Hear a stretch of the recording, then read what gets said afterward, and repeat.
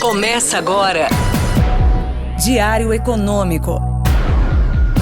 Um oferecimento do Canal Rural. Uma análise das principais informações que impactam os mercados, A economia global e do Brasil. de segunda a sexta, às 6 da manhã, no Spotify e YouTube. Fala pessoal, bom dia! Meu nome é Igor Cadilhac, economista aqui do PicPay, e sejam bem-vindos ao seu Diário Econômico. Hoje é quarta-feira, dia 4 de setembro de 2024. A atividade econômica brasileira não para de surpreender positivamente. Ontem, o PIB veio mais forte que o teto da estimativa do mercado e avançou incríveis 1,4% no segundo trimestre. Isso mesmo com as enchentes no Rio Grande do Sul.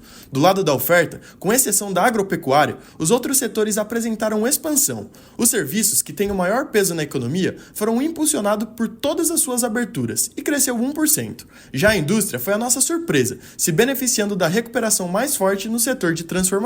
Do lado da demanda, seguimos vendo uma continuidade do ambiente privado interno aquecido. Os investimentos cresceram 2,1% e tanto o consumo das famílias quanto o consumo do governo avançaram 1,3%. O setor externo foi o único a apresentar contribuição negativa, refletindo o aumento das importações. Além disso, os 2 trimestres anteriores foram revisados para cima. O último do ano passado deixou de ser negativo e o anterior saiu de um crescimento de 0,8% para 1%.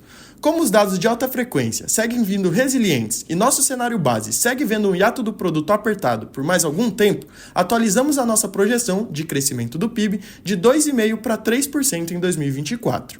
Bom, mas se de um lado comemoramos essa atividade forte, por outro isso coloca mais pressão no Banco Central, no sentido de mais inflação e juros. E ainda temos o temor fiscal. Com isso, os DIs curtos subiram, mas do miolo em diante a curva perdeu inclinação. Na bolsa, a empolgação também durou pouco. As ações cíclicas até chegaram a se empolgar, mas acabaram ficando em segundo plano. Minério de ferro na Ásia e petróleo com aumento de oferta, devido à perspectiva de retomada na Líbia, fizeram com que as commodities despencassem. E aí, com Vale e Petrobras pesando, o Ibovespa teve a quarta sessão de queda seguida. Na moeda, depois de 2 dias com intervenção, ontem o BC não atuou. Em linha com a maior parte do emergente e do maior sentimento de risco global, o real acabou se desvalorizando, fechando em 5,64 contra o dólar. Em Brasília, o líder do governo no Senado, Jacques Wagner, confirmou que será o relator da indicação de Gabriel Galípolo para a presidência do Banco Central. Ainda tem bastante discussão com relação à data, por conta do período eleitoral. O presidente da CAI, Vanderlan Cardoso, considera ideal que a sabatina ocorra após o primeiro turno das eleições municipais, marcado para 6 de outubro, e enfatizou que a escolha da data é uma atribuição do Senado. Além disso, também mencionou a necessidade de uma visita de Galípolo para esclarecer dúvidas. Ou seja, aqui ainda parece que vai levar algum tempo. Nos Estados Unidos, o cenário foi bem diferente. Por lá, o que prevaleceu foi a visão de uma economia mais fraca. O PMI e ISM industrial de agosto vieram mais fracos que o esperado e com um preço mais alto.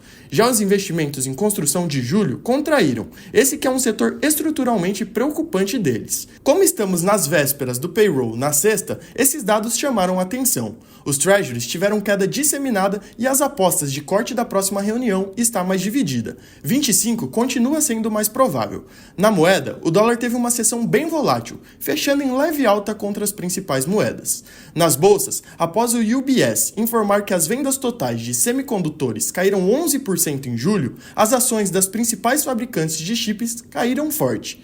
Isso acabou pesando e contribuindo para todas as bolsas fecharem no vermelho.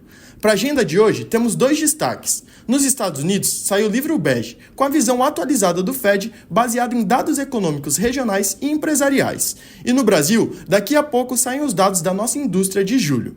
Após uma alta de mais de 4%, a indústria deve recuar 0,9%. Ainda assim, deve se manter em patamar elevado quando comparamos com os últimos anos. Só para vocês terem uma ideia da recuperação, caso esse resultado se confirme, a alta contra o mesmo mês do ano passado será de 6,9%. Bom dia, bons negócios e sorte sempre!